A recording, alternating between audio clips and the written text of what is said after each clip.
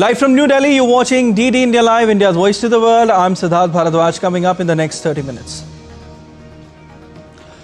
Political uncertainty grips Japan as Prime Minister Ishiba plans to step down. Months after ruling LDP coalition lost upper house majority in July polls. Thailand's newly elected Prime Minister Anutin Charnvirakul takes office after receiving royal endorsement.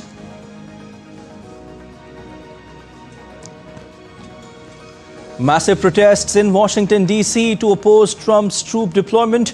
Chicago braces for expanded immigration and customs enforcement.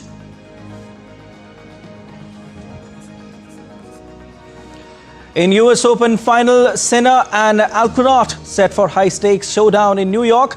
In women's singles, Sabalenka retains her crown.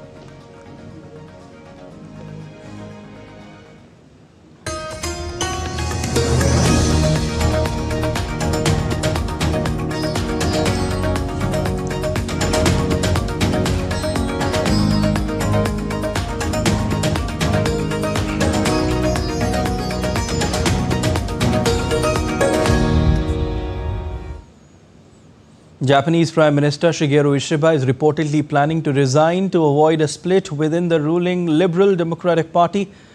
The announcement, reported by the public broadcaster NHK, comes after the LDP-led coalition lost its majority in elections for both houses of parliament since coming to power last year amid voter anger over rising living costs. LDP lawmakers are scheduled to vote on Monday whether to hold an extraordinary leadership election. However, the Prime Minister's office has not yet commented on the latest developments.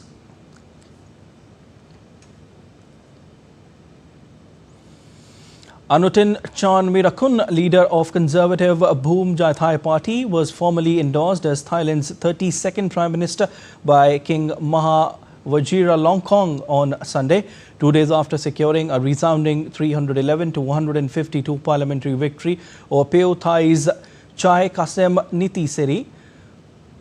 Charnvirakul knelt in homage at his party's headquarters before paying respects to family. He also urged national unity to enforce the law strictly and advance economic recovery amid a weak tourism sector and border tensions with Cambodia.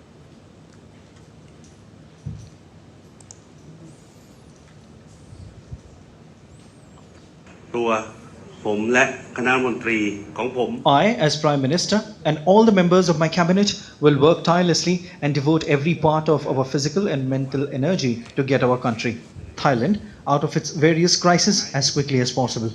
My government will urgently work to resolve the border dispute between Thailand and Cambodia through peaceful means to reduce losses of the people of both countries. However, Thailand must adhere to its principles. We will never lose a single square centimeter of our territory. Anutin's ascent following Petong Tang Chinawat's August 29 court dismissal for ethics violations in a leaked Cambodia call hinged on a pact with the Progressive People's Party for a constitutional referendum and dissolution within 4 months, potentially triggering April-May 2026 elections. Thaksin Chinawat, who fled to Dubai pre-vote, vowed a September 8 return for a Supreme Court hearing on his parole, which could see him re-jailed if his hospital stay is invalidated. The French Parliament is set for a crucial confidence vote on September 8 following strong criticism of Prime Minister François Bayrou's strict budget cuts and spending plans. The result will decide whether his government survives or falls, with the outcomes likely to affect jobs, public services and daily life across the country. Our correspondent Rohini Gosavi reports. France is heading into an important political moment, and it will affect not only leaders but common people as well. French Prime Minister has put forward a new budget with 44 billion euros cuts in spending. The government saying these cuts are needed because France's debt is too high and must be reduced. But for people, these cuts could make daily life more difficult. If the budget goes ahead, hospitals and schools may get less money, which could affect services. Some transport and building projects might be delayed. Families may receive less support with housing and social benefits. And workers fear there will be less help if they lost their jobs. I think that's quite a mixed feeling because, I mean, we had the same kind of issues last year, so we are quite used to this kind of like problems that doesn't get any solutions. But at the same time, it's kind of worrying because we don't know what's going to happen next week, and we feel like I don't know, history is repeating, and we are not going to like find solutions for this issue. So the current budget in France is very uncertain. We don't know how it will get accepted because the current budget shows a lot of spending coming out from the public pocket. So it will be very, very costly to live in France. This budget has created anger in the parliament and on the streets. Opposition parties are saying this budget is unfair, and even some members of the ruling side are also not happy with this. All of this has led to confidence vote, which will take place on 8th of September. If the Prime Minister wins the vote, he stays in power and budget will move forward. People will then start feeling the effects of these cuts in their everyday lives. And if he loses the votes, his government will have to resign, and that will create political uncertainty. President Emmanuel Macron would then need to decide whether to bring a new Prime Minister, call a new elections, or try to form a new group of support in Parliament. So it will open a new era of uncertainty. So that's a mess, and sometimes it's once again time lost for true discussion and true action. So once again, it's frustrating, I guess, for French people. And yeah. Both options have problems. If the budget is approved, then daily life may become tougher because of reduced support. If the government falls, France could face weeks or months of confusion without clear leadership. Decision on September 8 will not only decide the Prime Minister's future, but also shape how people across France will live in the months ahead. Next few days are very important for France. Budget decisions could change life of many people. So everyone is watching closely and hoping the choices that makes life easier and secure. This is Rohini Goswami in Paris for DD India. Norwegians are set to vote on Sunday and Monday in a nail-biter parliamentary election, pitting Prime Minister Jonas Gahr Støre's Labour-led left bloc against a surging right-wing alliance of the Anti-Immigration Progress Party and Conservatives. Latest polls show Labour at 27% support, poised for 50 seats, while FRP polls at 21% for 40 seats, up 19 from 2021. The left bloc edges ahead at 51% of votes or 88 seats versus the right's 81, but smaller parties like surging Greens with 10 seats could tip the balance on climate and Gaza divestment from the $2 trillion wealth fund. Economy, taxes and energy exports dominate the polls, with record 47.2% early voting turnout signalling high stakes for Europe's gas supplier. The results are expected Monday night. Thousands of protesters marched in Washington, D.C. to protest President Donald Trump's policies, particularly the deployment of National Guard troops in the capital. Protesters chanted slogans denouncing Trump and carrying signs that read, "Trump must go now, free D.C. and resist tyranny." It is unclear when their mission will end, though the army this week extended orders for the D.C. National Guard through November 30th.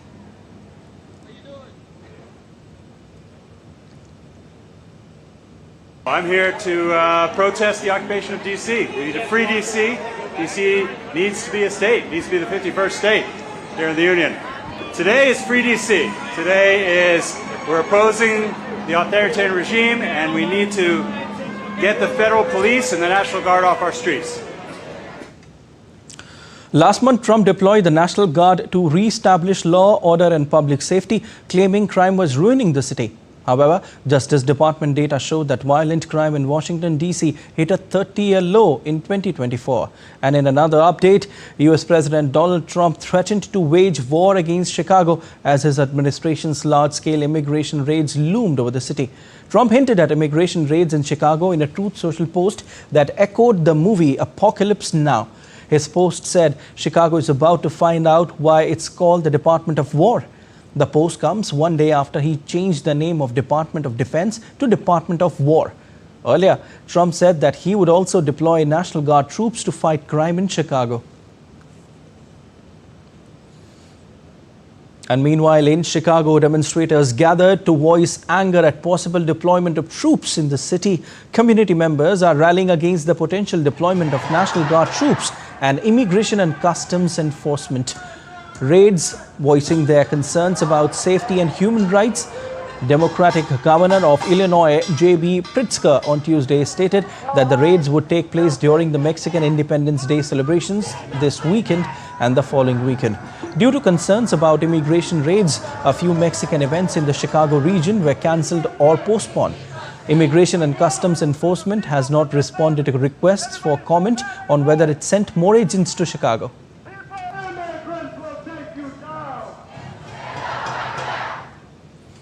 Brazil is celebrating its Independence Day today. In a televised address to the nation on the eve of Independence Day, President Luiz Inácio Lula da Silva defended the nation's sovereignty while denouncing politicians he described as traitors. His comments follow efforts by allies of former President Jair Bolsonaro to push for harsher foreign sanctions on Brazil and advocate for a controversial bill in Congress that would grant amnesty to individuals convicted for the January 8, 2023 attacks on government institutions. We are not and will never again be anyone's colony. We are capable of governing and caring for our land and our people without interference from any foreign government. We maintain friendly relations with all countries, but we do not accept orders from anyone. We will resist any attempt to undermine democracy. The role of some Brazilian politicians who encourage attacks on Brazil is unacceptable. They were elected to serve the Brazilian people, but they only defend their own interests. They are traitors to the nation. History will not forgive them. In a latest update in Russia-Ukraine conflict, Russia fired its biggest ever aerial barrage at Ukraine early Sunday, setting the seat of the Ukrainian government in Kyiv ablaze. Russia has shown no signs of halting its 3.5-year attack of Ukraine, pushing hardline demands for ending the conflict, despite efforts by the United States to broker a peace deal. The barrage came after several European countries, led by France and Britain, pledged on Thursday to deploy reassurance forces to Ukraine to patrol a peace deal between the warring sides, a demand Moscow has deemed unacceptable. Earlier, Ukrainian drones hit the roof of the Zaporizhzhia nuclear plant training center, causing no major damage and no increase in radiation levels, the Russian-installed administration of the Russia-held plant in Ukraine said. The statement in a social media post said the strike occurred about 300 meters from a reactor unit. While Ukrainian officials said on Sunday, Russian drone attack on Ukraine's capital Kyiv injured at least 8 people and sparked fires at several high-rise apartment buildings in the city's west and east. According to the authorities, drone debris also caused fires atop a 16-story and 2 9-story buildings in the Sviatoshinsky district in Kyiv's west. And let's see now what's happening around the world. UK King Charles III and Queen Camilla attended Scotland's Highland Games in Bramah, where competitors tossed heavyweights, giant logs, contested the tug-of-war and held sack race. It's one of the oldest Highland Games and are being held since 8th century.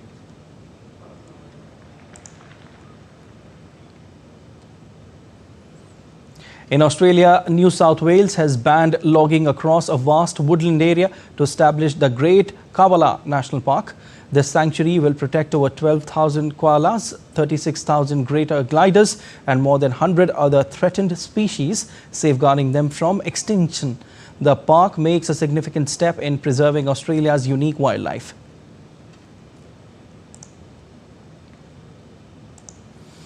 And a Croatian village set a new Guinness World Record with 3,136-meter line of 8,940 struddles.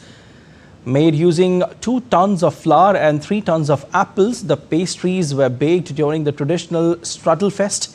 The struddles will be donated to people in need, celebrating local culture and community.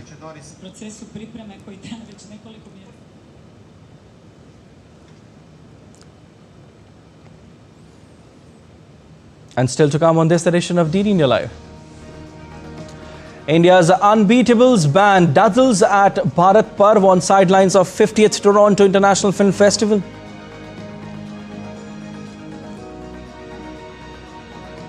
A stunning total lunar eclipse unfolds tonight across parts of the world.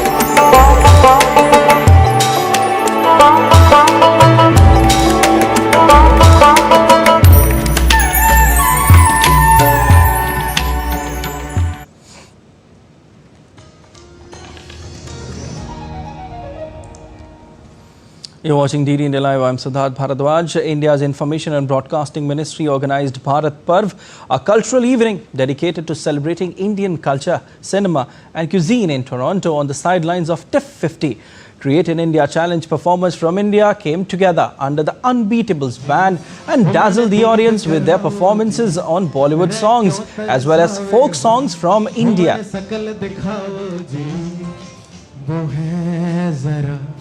खफा खफा तूने new चुराए हैं कि हो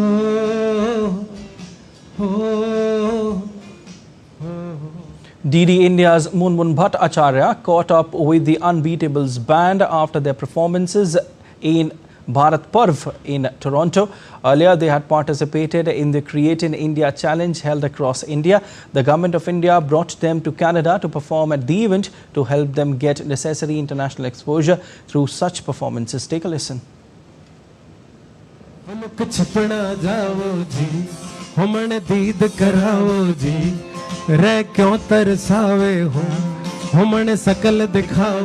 Unbeatable band members are here with us in Toronto. They've performed at Bharat Parv. These are also performers of the Create in India challenge. They've come from India to Toronto to perform here, and they are from different parts of the country, including from the northeast. Such a pleasure to have all of you here on DD India. Tell us about your experience performing here at Bharat Parv. Experience here in Toronto was superb. We are here from past 2 days.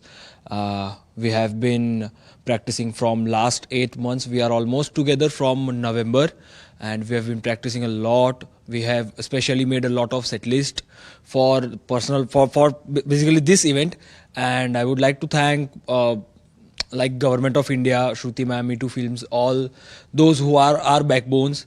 And it's very great being here. Like it's definitely a dream come true for all of us.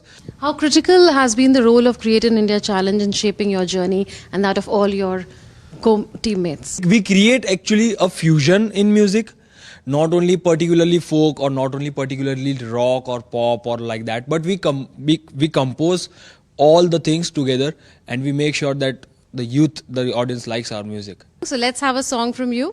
Shiv कैलाशों के वासी धौली धारों के राजा शंकर संकट हरणा शंकर संकट हरणा. Lovely. That was great. Thank you so much for speaking to us on DD India. That was a conversation with very enthusiastic and great performers from India, from the Unbeatables band, who've performed here in Toronto at Bharat Parv, a very important initiative of the Government of India. With cameraman YK Loknath, this is Munmun Bhattacharya from Toronto for DD India. On to sports updates now. World number 1 Aryna Sabalenka defeated American 8th seed Amanda Anisimova in straight sets to win the US Open title for the second time in a row. The battle between the two boiled down to unforced errors as Sabalenka kept them to 15 compared to 29 from her opponent. Sabalenka conceded just 4 unforced errors in the first set and converted all 3 breakpoints to silence the home crowd. Sabalenka and Anisimova battled hard in a tightly contested second set, but the Belarusian dug deep in the tie-break, wrapping up the match with an unreturnable serve. With this win, Sabalenka clinched the 4th Grand Slam title of her career and first this year after narrowly missing out on the French and Australian Open titles. World number 1 Jannik Sinner has set a blockbuster winner-takes-all US Open final with Carlos Alcaraz. Sinner defeated Felix in a 4-set battle on Friday night at Flushing Meadows, where he captured his 300th career match win. Sinner has reached the finals of all 4 Grand Slams in the same year. Jannik Sinner set up grand final against Carlos Alcaraz. 5-time Grand Slam champion Carlos Alcaraz took down 24 times major winner Novak Djokovic in semis. Alcaraz advanced to his 3rd consecutive Grand Slam final. He has won 45 of his last 47 matches and made the final at 8 straight tournaments. It was goals galore in India's final Super 4 clash against China as the Indian men's hockey team stormed into the Asia Cup final with a commanding 7-0 win. India stamped its authority early, racing to a 3-0 lead in the first half. The dominance continued in the 3rd quarter with Rajkumar Pal and Sukhjit Singh added their names to the score sheet. In the final quarter, Abhishek struck twice, stealing with thumping 7-0 victory. India will take on South Korea in the summit clash after the latter beat Malaysia and the other Super Force. South Korea is the only team which held India to a draw in the tournament. Both teams squared off in their first Super Force match, which ended in a 2-2 stalemate. And in an exclusive conversation with DD India correspondent Gaurav Kumar, Indian hockey player Shilanand Lakra talked about the team's preparations and the key aspects on which the team will focus the most heading into Sunday's final. Right now we have with us Shilanand Lakra. Let's talk to him and try to know that how he see this Indian victory over China. Shilanand, what do you like to say about this match against China? Because we have seen in group stage there were lots of difficulties you will face, but this time you really thrashed China. Plan was start strong, finish stronger. So it was good that everyone gave their 100% effort and we got the success. So that was the plan, and till the last moment we gave our 100%. We didn't become casual so that they can score goals. So we became stronger so that they could not score a goal. What do you like to say about the team defense? Because if we miss this match and if we go back to other matches, there are lots of problem was shown in the defense. Do you agree with this? Yeah, previous matches also we have a lot of things that we need to improve on. But today also there is a lot of things that we will discuss about all the defense line. We'll watch the videos and we'll review it and we'll improve for the next match. Now South Korea is in the final and they are the defending champion. How do you see that match? We'll start strong and we won't give them a good start. We'll finish them in the first quarter. We'll try to finish them in first quarter and we'll do our best in the next match. When you people have drawn with the Korea, the Super 4 match, then when you have returned to your pavilion and sit with the team management, what did the really coach tell you people? It was our mindset that we went down and we gave them chance, they score, and we missed a lot of chances. That day, maybe not our day. So today we'll look videos and some of the things where we need to improve on, and we'll do best in the next matches. Okay, all the best for the final match. So this is Shilanand Lakra, who is saying that the team is very much high up to their notes and they are full confident that they will win this Asia Cup. With cameraman Saurabh Bakshi, this is Gaurav Kumar reporting from Rajgir, Bihar, DD India. A stunning total lunar eclipse dubbed the Blood Moon unfolds tonight across Asia, Australia, Africa and Europe, turning the full corn moon a vivid crimson as it slips into Earth's shadow. Visible to about 6.2 billion people, 77% of the world's population, the event will peak at 18:11 UTC on September 7 with 82 minutes of totality from 17:30 to 18:53 UTC. In India, the penumbral phase will begin at 8:28 PM IST, partial at 9:27 PM and totality at 10:30 PM, ending around midnight. Safe for naked eye viewing, the eclipse highlights atmospheric scattering of sunlight casting reddish hues. The sun's fiery flares disrupt Earth, causing blackouts, app outages and much more. With DD India's Antra Sena, let's explore Surya, NASA and IBM's AI-powered digital sun twin, predicting solar storms to protect our planet's power and tech in this edition of Storyful.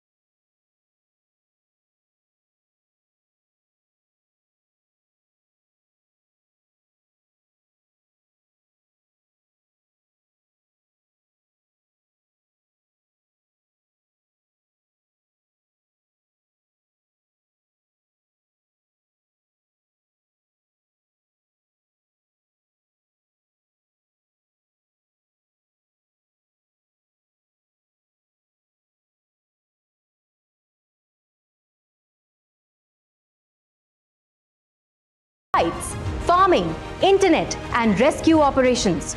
Surya turns uncertainty into foresight. India is also watching the sun. The Aditya L1 spacecraft, launched in 2023, is stationed at Lagrange Point 1, studying solar winds and capturing the first detailed images of flare kernels. China too is advancing with its solar activity artificial intelligence forecaster and Fengyu model to trace the entire chain of space weather. From Surya to Aditya L1, humanity is building a shield against the storms of our star, the sun. The sun gives us life, but it also threatens our world. With its digital twin watching over us, do you think humanity is ready for the next solar storm?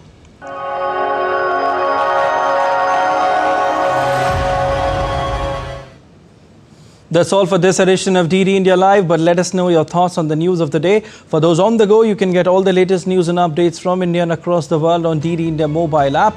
The app is available on both Android and iOS platforms, and you can scan the QR code on your screen to download now. We'll be back with more news as it breaks here on DD India. I'm Siddharth Bharadwaj from all of us here in Delhi. Thanks for watching DD India Live.